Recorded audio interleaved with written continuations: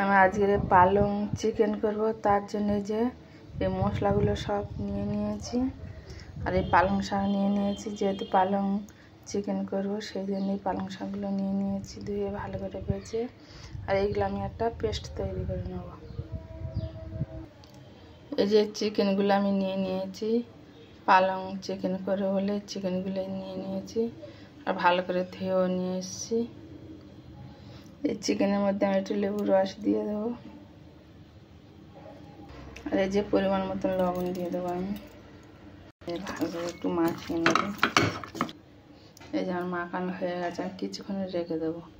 আমি গ্যাসটা ধরে কড়া বসিয়ে দিয়েছি, দিয়ে এবার আমি তেল দিয়ে দেবো। তেল দেওয়া হয়ে গেছে, গোটা গরম মশলা দিয়ে দিলাম, আর এই একটা তেজপাতা দিয়ে দিলাম, আর এই যে দুটো শুকনো লঙ্কা কেটে দিয়ে দিলাম, আর যে একটু চিনি দিয়ে দিলাম সামান্য। তারপর এই যে পেঁয়াজ কাটা দিয়ে দিলাম, এই যে টমেটোগুলো গ্রেট করে রেখেছিলাম দিয়ে দিলাম।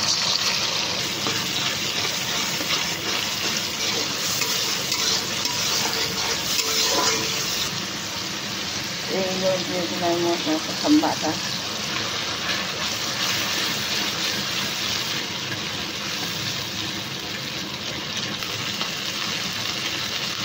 আর মশলাটা ভালো করে কষা হয়ে গেছে, এবার এই চিকেনগুলো আমি দিয়ে দেবো।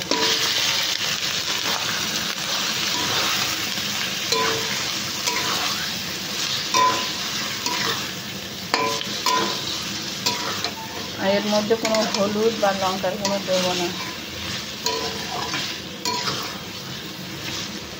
এই যে আমি একটু লবণ দিয়ে দিলাম।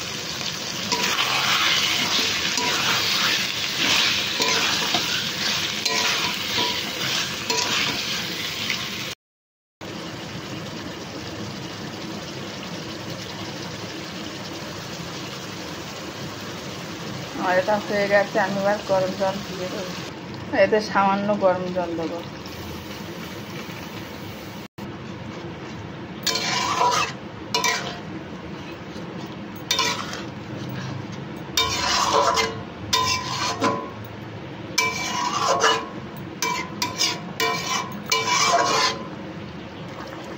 এই যে আমি ম্যাজিক মশলা একটু দিয়ে দেবো একটু।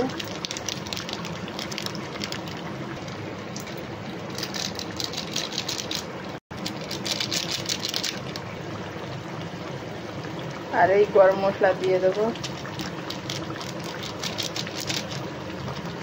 আর এই উপর থেকে একটু ঘি দিয়ে দেবো।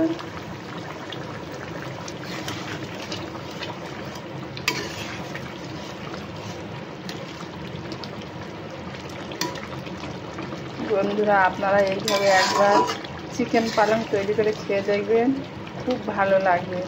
আর আপনারা খেয়ে এরকম তৈরি করে খেয়ে বলবেন যে কেমন হয়েছে, কমেন্টে জানাবেন। বন্ধুরা, আমার এটা হয়ে গেছে, আমি এবার গ্যাসটা অফ করে দেবো। এই দেখুন বন্ধুরা, দেখতে যেমন সুন্দর হয়েছে, খেতেও তেমন সুন্দর হবে। আপনারা এইভাবে একবার পালং চিকেন বানিয়ে খেয়ে দেখবেন, যেহেতু পালং শাক দেওয়া আছে।